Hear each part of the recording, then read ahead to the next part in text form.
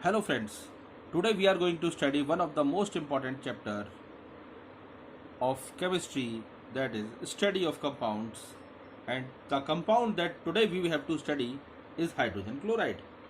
It's also HCl. So if we want to study, then first we should know what is the importance of studying HCl. HCl is basically as a gas found near volcanic region,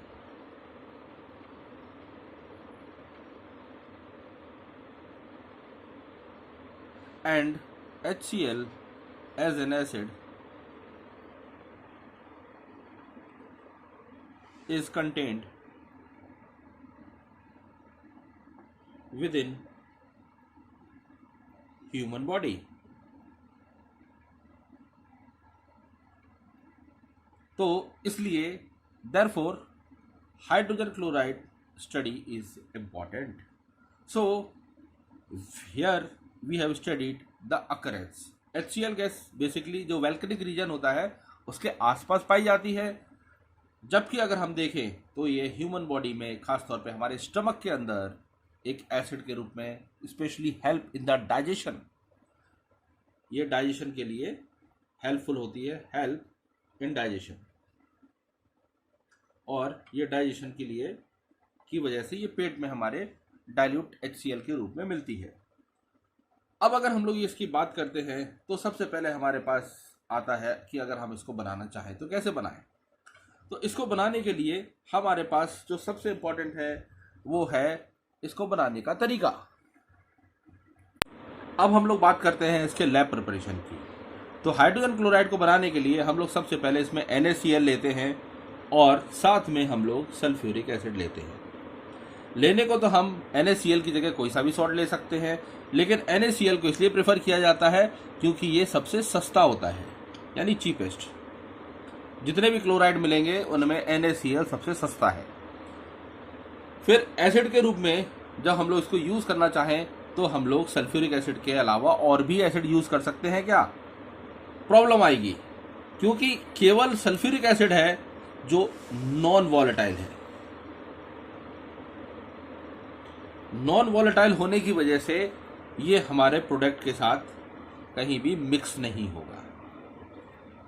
अब अगर हम लोग इन दोनों को react करें तो ये NaHSO4 plus HCl gas देता है, और ये HCl जो गैस निकलेगी अगर ये नॉन वॉलेटाइल की जगह वॉलेटाइल होता, जैसे एग्जाम्पल के लिए अगर हम लोग बात करते हैं एग्जाम्पल के लिए नाइट्रिक एसिड जो कि वॉलेटाइल है, तो वो जो आउटपुट है आउटपुट के साथ भी ये भी निकलने लगती, तो उसको कलेक्ट करना HCl गैस को काफ़ी टिपिकल हो जाता है।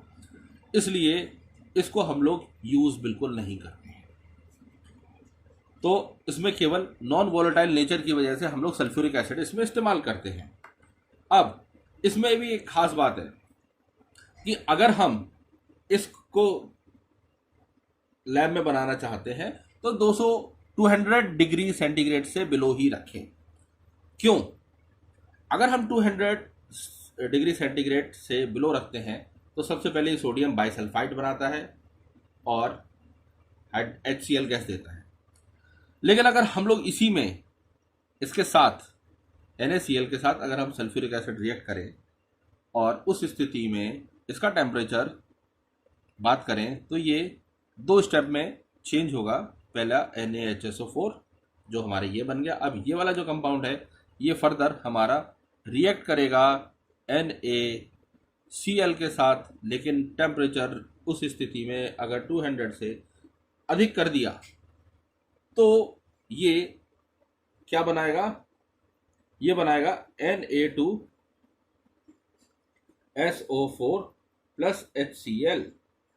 200 डिग्री से ऊपर टेम्परेचर करने पे सबसे बड़ी जो दिक्कत आती है वो ये आती है Na2SO4 बनता है, और ये जो है ये ग्लास जो है उसके साथ चिपक जाता है। मतलब ये ग्लास के साथ forms hard crust above 200 degree centigrade. तो हार्ड क्रस्ट बनाने की वजह से हम 200 से ऊपर डिग्री टेम्परेचर नहीं ले जाना चाहते, ये उससे चिपक जाएगा तो उसको वहाँ से हटाना बहुत मुश्किल होगा and stick to the glass. यानी ग्लास से चिपक जाता है, तो कुल मिलाकर इसका कोई समाधान नहीं है इसको हटाने का। लेकिन HCl जो गैस बन रही है ये हमारे लिए अच्छी बात है। तो हम पूरा कोशिश करते हैं कि हमारा जो टेम्परेचर है वो विद इन 200 डिग्री सेंटीग्रेड ही रहे। ये जो HCl हमको मिल रही है, इस HCl की खास बात क्या है? ये HCl जो है ये थोड़ा मॉइस्चर कंटेन करती है, तो HCl कैन बी ड्राइड। अब क्योंकि इसमें मॉइस्चर होता है और मॉइस्चर को कम ड्राई करने के लिए, रिमूव करने के लिए हम H2SO4 का यूज करते हैं। H2SO4 कॉन्क, क्योंकि ये केमिकली केवल मॉइस्चर रिमूव करता है और डज नॉट रिएक्ट। अगर in case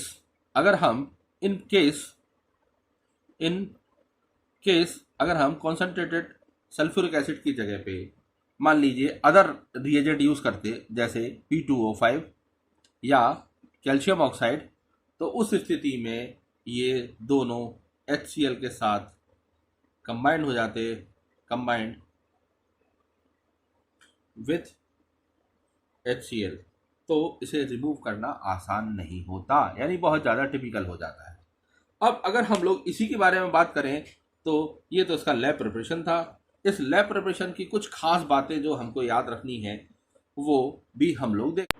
now when we talk about HCl gas exposed to air, यानी जब ये एयर के साथ एक्सपोज होती है यानी संपर्क में आती है, तो मॉइस्चर की वजह से, due to moisture,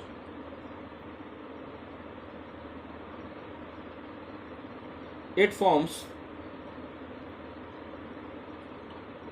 white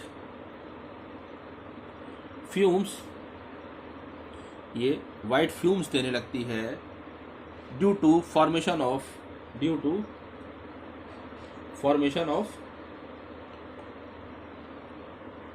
HCl यानी हाइड्रोक्लोरिक एसिड, यानी ये HCl एसिड फॉर्म करने लगती है और इस HCl एसिड को फॉर्म करने की वजह से ये वाइट फ्यूम्स बनाती है। अब अगर हम इसी में HCl के जार में अगर हम NH4OH के संपर्क में लाएं तो हम ये देखते हैं कि ये बहुत डार्क डेंस वाइट फ्यूम्स देगा NH4Cl के। यानी सेम रिएक्शन को अगर हम लोग HCl को जब हम लोग अमोनियम हाइड्रोक्साइड के साथ रिएक्ट कराएंगे तो हम ये देखेंगे कि ये NH4Cl के dense white fumes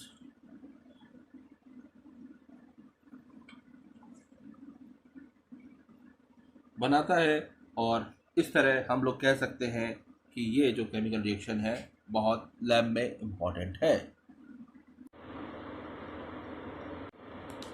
now we shall look into the property of HCl। HCl की अगर हम लोग प्रॉपर्टी देखें तो इसकी स्मेल काफ़ी पंजेंट है। पंजेंट मतलब तीखा, यानी अगर हम इसको स्मेल कर ले तो हम लोगों को छींक टाइप की आना शुरू हो जाएगी, स्नीजिंग।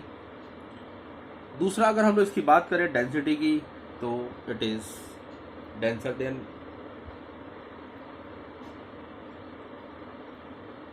एयर। अगर डेंसिटी की बात करें तो ये डेंसर देन एयर है। इसके अलावा अगर हम इसको नेचर की बात करें तो it is highly corrosive in nature, यानी कि अगर हमारे शरीर पे कहीं पे HCl एसिड गिर जाए तो ये बहुत ज़्यादा हार्मफुल हो सकता है, इसलिए हमें ध्यान रखना चाहिए। अब अगर हम लोग उसकी बात करें सॉल्युबिलिटी की तो it is highly soluble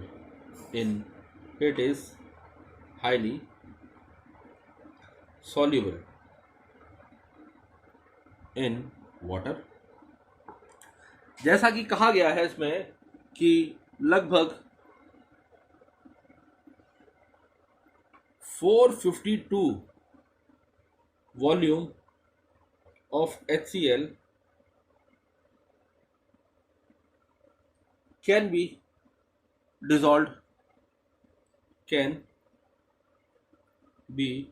dissolved in 1 volume of water. So पानी में ये हाईली सॉल्युबल है। तो ये उसकी फिजिकल प्रॉपर्टीज थी। अब हम लोग इसकी केमिकल प्रॉपर्टीज की बात करते हैं। तो HCl गैस की केमिकल प्रॉपर्टीज, अगर हम लोग इनकी प्रॉपर्टीज की बात करते हैं HCl गैस की, तो HCl गैस की जो मेन प्रॉपर्टी है वो सबसे पहले हम स्टडी करेंगे तो हम बात करते हैं कंबस्टेबिलिटी की। तो ये नॉन कंबस्टेबल है,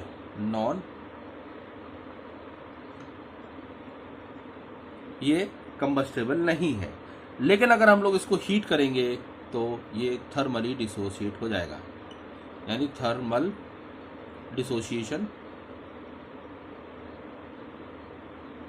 यानी कि आप HCl को हीट करेंगे तो हीट करने पर हीट के द्वारा ये अपने कॉन्स्टिट्यूएंट एलिमेंट में डिसोशिएट हो सकता है। लेकिन अगर हम लोग इसकी तीसरी इंपॉर्टेंट प्रॉपर्टी की बात करें तो रिएक्शन विथ मेटल्स, तो हाईली रिएक्टिव मेटल्स जो हाइड्रोजन एक्टिविटी सीरीज में, यानी हाइड्रोजन एक्टिविटी सीरीज में या मेटल एक्टिविटी सीरीज में हाइड्रोजन के अबव आते हैं, ये उनको आसानी से रिप्लेस कर सकती है।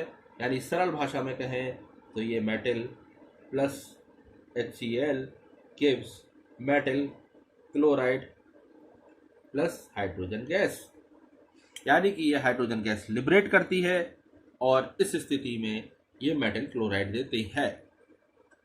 तो जितने भी मेटल हैं उन सब हाइड्रोजन को रिप्लेस करेंगे इसमें और मेटल क्लोराइड को यहाँ पर बनाएंगे। तो ये इसका तीसरा इंपॉर्टेंट पॉइंट है। लेकिन अगर हम लोग इसको रिएक्शन कराना चाहते हैं और उसके लिए अगर हम इसको एमोनिया से रिएक्शन कराएं तो इसका एमोनिया से रिएक्शन जो है वो थोड़ा अलग तरीके से होगा। यानी HCl जब है एमोनिया गैस से रिएक्ट करेगा, यानी NH3 जब HCl से रिएक्ट करेगा तो ये दोनों मिलकर NH4Cl बनाएंगे। और ये जो NH4Cl है ये बेसिकली देता है डेंस वाइट फ्यूम, और ये सॉलिड होता है, ये सॉलिड होता है और ये डेंस वाइट फ्यूम्स बनाता है। तो इस तरह हम लोगों ने इसकी सारी केमिकल प्रॉपर्टीज को पढ़ी। अब हम लोग बात करते हैं हाइड्रोक्लोरिक एसिड। अब हम लोग शुरुआत करते हैं हाइड्रोक्लोरिक एसिड की। Dear friends, now we will talk about hydrochloric acid. अभी तक हम लोगों ने HCl गैस के बारे में पढ़ा था, अब हम लोग हाइड्रोक्लोरिक एसिड के बारे में पढ़ना चाहते हैं। हाइड्रोक्लोरिक एसिड बनाने के लिए हम लोग HCl गैस को पानी के साथ मिक्स करें तो हम ये देखते हैं कि ये आसानी से नहीं बल्कि थोड़ी कठिनाई के साथ ये HCl एसिड बना देता है। ये HCl एसिड है, इसके अगर हम लोग देखना चाहें तो ये H3O पॉजिटिव और Cl नेगेटिव आयन बनाता है। ये पहचान है कि ये एसिड बन गया, यानी हाइड्रोनियम आयन जो है ये एसिड की प्रेजेंस को प्रूव करता है। तो HCl एसिड जो है वो डिसोशिएट होने पर हाइड्रोनियम आयन बनाती है, मतलब ये एसिड बन गई है। जैसा कि हमें देख रहा है ये कि कितना आसान है, गैस को पानी में मिलाया और एसिड बन गई। पर अगर देखा जाए तो ये प्रोसेस काफ़ी टिपिकल प्रोसेस है, इतना सरल नहीं है जितना सरल दिख रहा है। सबसे बड़ी प्रॉब्लम क्या आती है कि HCl जो है is highly soluble in water. ये एक बहुत बड़ी प्रॉब्लम क्रिएट करता है। तो जब हम इसका निर्माण करते हैं, यानी कि जब हम इस प्रोसेस को कंप्लीट करना चाहते हैं, उस समय जो प्रॉब्लम आती है वो सबसे बड़ी आती है कि जो ट्यूब, डिलीवरी ट्यूब जिसके थ्रू हम लोग गैस को बाहर कनेक्ट करना चाहते हैं और पानी के साथ मिक्स करना चाहते हैं, तो अगर हम उसको एक ऐसा बर्तन माने तो हम उसे पानी में मिक्स करना चाहें तो उसमें प्रॉब्लम आती है। अगर ये पानी हमने माना ये गैस है जो HCl गैस आ रही है इसके मिक्स होने के लिए, तो ये HCl गैस और यहाँ ये पानी से जब मिक्स होने के लिए आती है तब उसमें एक प्रॉब्लम आती है, इसका प्रेशर और इसका प्रेशर, क्योंकि ये हाईली सॉल्युबल है। हाईली सॉल्युबल की वजह से जैसे ये इधर आती है, पानी इसको हाईली सॉल्युबिलिटी की वजह से अपनी तरफ खींच लेता है। तो इसके अंदर क्या होता है, एक वैक्यूम टाइप की क्रिएट हो जाती है, जिससे ये जो पानी है ये वापस सक होना शुरू हो जाता है। और एक ऐसी अवस्था आती है कि यहां से एक बैक सक्शन होने लगता है, यानी पानी जो है, चूंकि यहाँ पे एक वैक्यूम टाइप की क्रिएट होती है और ये वैक्यूम जो है ये पानी को वापस सक करने लगती है, और सक करने की वजह से अब अगर ये पानी वापस इसी ट्यूब में जाएगा तो प्रॉब्लम काफ़ी हो सकती है। जैसे एक सबसे बड़ी प्रॉब्लम हो सकती है कि ये एक्सप्लोड भी कर सकता है।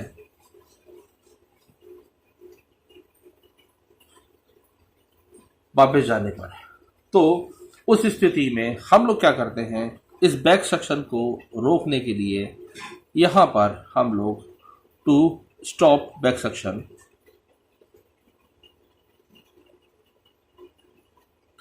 हम लोग इसी डिलीवरी ट्यूब को अब यहाँ पर एक जो पाइप के माध्यम से आ रही थी, पाइप के साथ साथ हम लोग यहाँ पर एक फनल से कनेक्ट कर देते हैं। फनल चूंकि ये लार्ज एरिया कंटेन करेगा, लार्ज एरिया कवर करेगा, तो ये फनल अरेंजमेंट जो है हमारी हेल्प करता है। फनल को हम लोग इस तरह अरेंज करते हैं कि ये यहाँ पर जो पाइप था उसकी डिलीवरी ट्यूब उससे फनल कनेक्ट कर दिया, ये हमारा फनल है। ये फनल हम लोगों ने इस तरह बनाया कि ये यहाँ तक इसका पानी का लेवल जो है बस फनल के माउथ को केवल टच करे, इससे ज़्यादा ना हो। जब हम लोग इसमें भी सॉल्युबिलिटी तो वही है, जब HCl गैस इसमें आकर यहाँ पर आती है तो इसमें बैक सक्शन की स्थिति भी इसमें भी उत्पन्न होती है। इसमें बैक सक्शन को प्रोवाइड करने के लिए क्या होता है, व्हेन बैक सक्शन, जब इसमें बैक सक्शन होता है फनल वाले में, तो जो लेवल है पानी का, level outside the funnel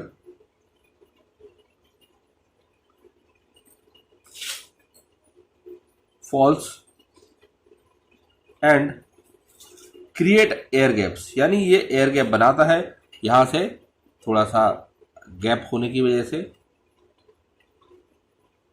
create air gap, और उस वजह से जो बाहर का प्रेशर है, आउटसाइड प्रेशर और इनसाइड प्रेशर सेम होता है, जिससे कि पानी जो बैक सक्शन वाला है वो water of back suction fall down.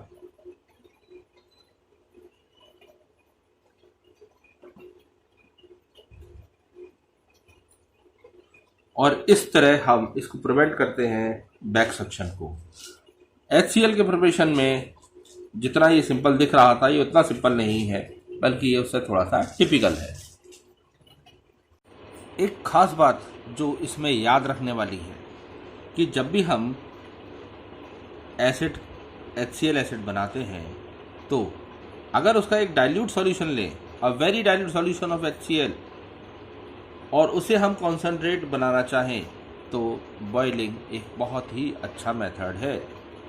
लेकिन इसमें खास बात क्या है, खास बात इसमें ये है कि अगर हम कॉन्सेंट्रेटेड सॉल्यूशन को HCl के डाइल्यूट करना चाहें तो उसके लिए भी बॉइलिंग ही अच्छी विधि है। यानी कुल मिलाकर ये कहना है कि बॉइलिंग एक ऐसा मेथड है जिससे हम डाइल्यूट से कॉन्सेंट्रेटेड और कॉन्सेंट्रेटेड को डाइल्यूट बना सकते हैं। ये एक स्पेशल गुण है। अब ऐसा कैसे संभव है, जब हम लोग डाइल्यूट HCl को कॉन्सेंट्रेट करना चाहते हैं, उस स्थिति में हम जब बॉईल करते हैं तो जो वाटर वेपर है, वाटर इवेपरेट्स, और ये जो वाटर इवेपरेट्स होता है, इस वाटर के इवेपरेशन की वजह से जो है कॉन्सेंट्रेशन बढ़ती है, इंक्रीज कॉन्सेंट्रेशन। लेकिन अगर हम लोग इसी में देखें कि कॉन्सेंट्रेटेड सॉल्यूशन HCl का जो है, अगर हम उसे डाइल्यूट करना चाहते हैं तो बॉईल करें तो क्या होगा। जब हम लोग इसको बॉईल करते हैं कॉन्सेंट्रेटेड सॉल्यूशन को, तो उस स्थिति में यहाँ पर जो HCl वेपर्स हैं, ठीक, ये HCl वेपर्स जो हैं ये एवेपरेट करते हैं और इनके एवेपरेट करने की वजह से यहाँ पर एक ये डाइल्यूट सॉल्यूशन हमारा तैयार होता है। यानी यहाँ पर क्वांटिटी जो है HCl की कम होती है, इसलिए डाइल्यूट कहलाता है। यहाँ पे पानी की कम होती है, इसलिए वो कॉन्सेंट्रेटेड कहलाता है। अगर हम लोग HCl एसिड के रिएक्शन की बात करते हैं तो इसका सबसे इम्पॉर्टेंट रिएक्शन जो है, सबसे पहले हम देखते हैं विथ मेटल्स। अगर मेटल के साथ रिएक्शन होगा तो HCl का क्या होगा। मेटल के साथ जैसा कि हम लोग जानते हैं ये रिएक्शन करेगा तो मेटल प्लस HCl, और ये रिएक्शन करके मेटल क्लोराइड देगा और साथ में हाइड्रोजन रिलीज करेगा। तो इसके रिएक्शन जो है, इसमें केवल एक हाइड्रोजन गैस लिबरेट हो रही है, बाकी इसके अलावा इसके केमिकल रिएक्शन में कोई विशेष चीज़ नहीं दिखाई देती। लेकिन अगर हम इसी का रिएक्शन हम विथ ऑक्साइड एंड हाइड्रोक्साइड करें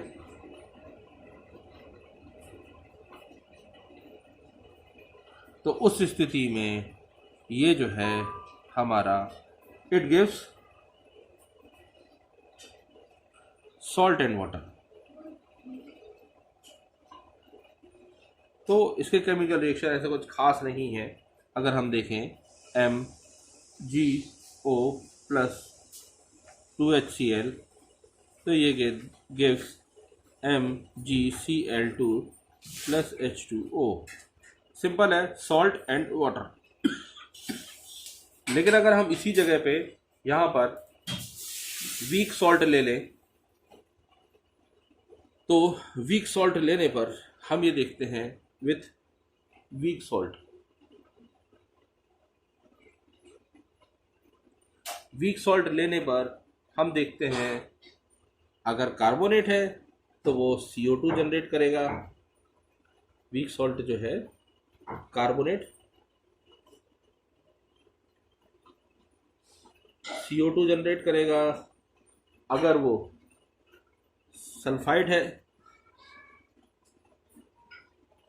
तो वो SO2 जनरेट करेगा, और सल्फाइड है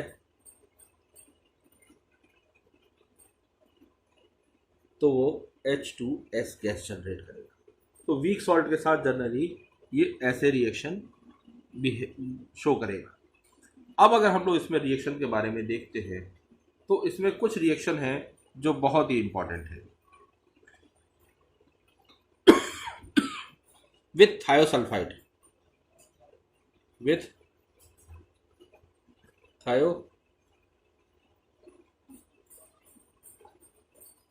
थायोसल्फाइड का रिएक्शन इसलिए इंपॉर्टेंट है कि थायोसल्फाइड हम यहाँ पे एक सॉल्ट लेते हैं, जैसे Na2H2O3 प्लस 2HCl, और ये जो रिएक्शन है ये एक ख़ास बात है कि ये हमें 2NaCl plus H2O plus S plus SO2, ये जो सल्फ़र और SO2 दोनों दे रहा है, ये हमारे लिए बहुत ही इम्पॉर्टेंट चीज़ है।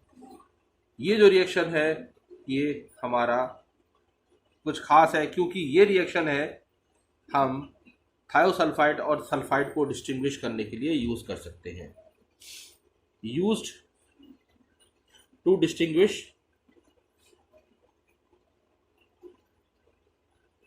sulfide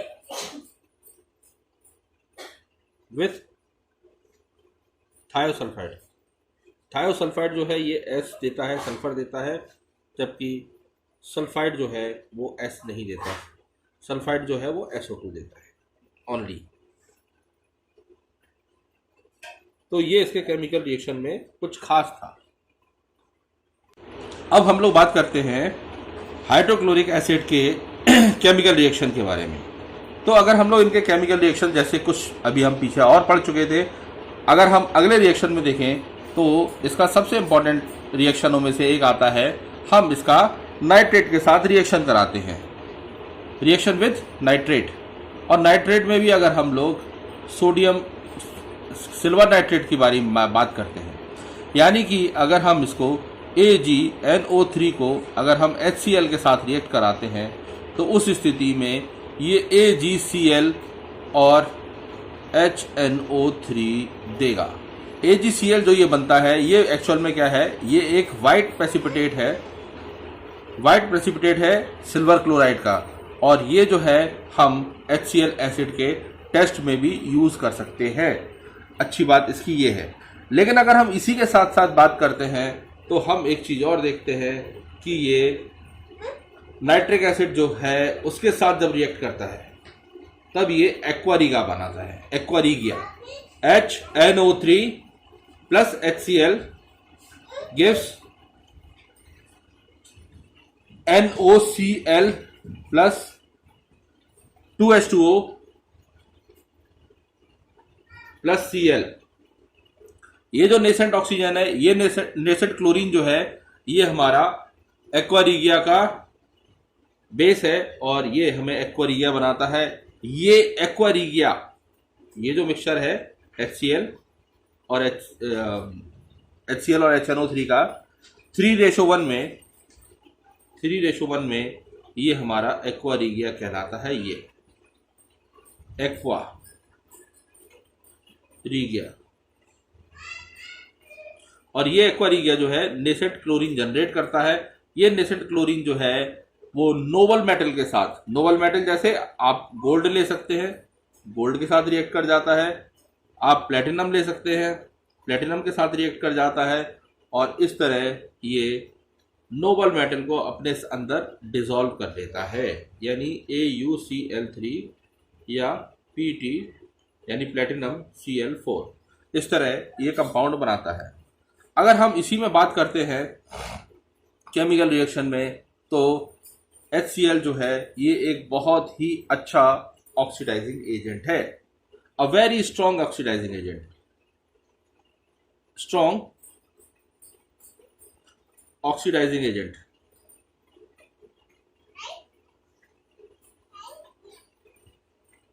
और ये जो ऑक्सीडाइजिंग एजेंट है, इसकी वजह से ये अधिकतर केमिकल रिएक्शन में लिबरेट करता है क्लोरीन गैस को, liberate chlorine gas in chemical reaction. इनके अगर हम लोग केमिकल रिएक्शन देखना चाहें तो हम सिंपल सा देख सकते हैं, MnO2 plus 4HCl gives MnCl2 plus H2O plus Cl2। इस तरह बहुत सारे केमिकल रिएक्शन ऐसे होते हैं जिसमें ये क्लोरीन जो है आसानी से रिप्लेस हो सकता है। ये जो बेसिकली रिएक्शन था ये हमारा वाइट प्रेसिपिटेट फॉर्म करने का था। सरल शब्दों में कहें तो ये हमारा HCl का टेस्ट था। अब हम लोग बात करते हैं HCl के यूजेस की, इंपॉर्टेंट यूज क्या क्या है। अगर हम लोग देखें तो ये इंडस्ट्री में बहुत यूजफुल होता है। इंडस्ट्री में अगर हम लोग बात करते हैं तो ये बेसिकली हमारे ड्राई सेल मैन्युफैक्चरिंग में होता है। दूसरा अगर हम लोग इसको देखें तो ये ग्लूकोज मैन्युफैक्चरिंग में यूज करते हैं। तीसरा, दवाइयों के लिए केमिकल्स में फोटोग्राफिक केमिकल्स,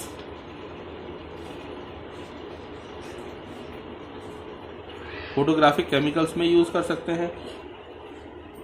इसके अलावा हम इंडस्ट्री में, ये तो मैन्युफैक्चरिंग हो गया, अगर हम और इंडस्ट्री में देखें तो ये used in pickle steel, pickle steel की मैन्युफैक्चरिंग में इसका इस्तेमाल कर सकते हैं, यानी कि स्टील की सफाई में हम इसका यूज़ करते हैं। इसके अलावा हम इसका यूज़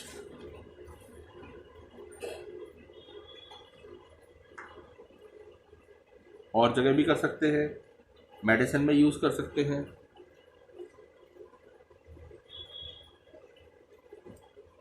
इसका यूज़ मेडिसिन में हो सकता है, क्लीनिंग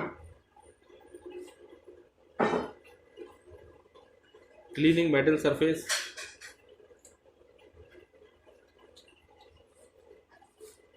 इलेक्ट्रोप्लेटिंग,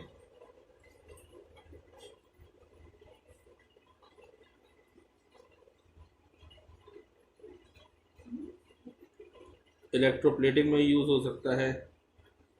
इसके अलावा गैल्वनाइजिंग में,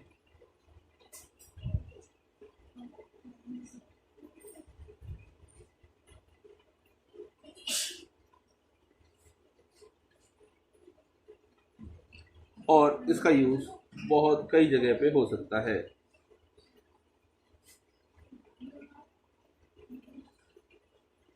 प्रिंट इंडस्ट्री में,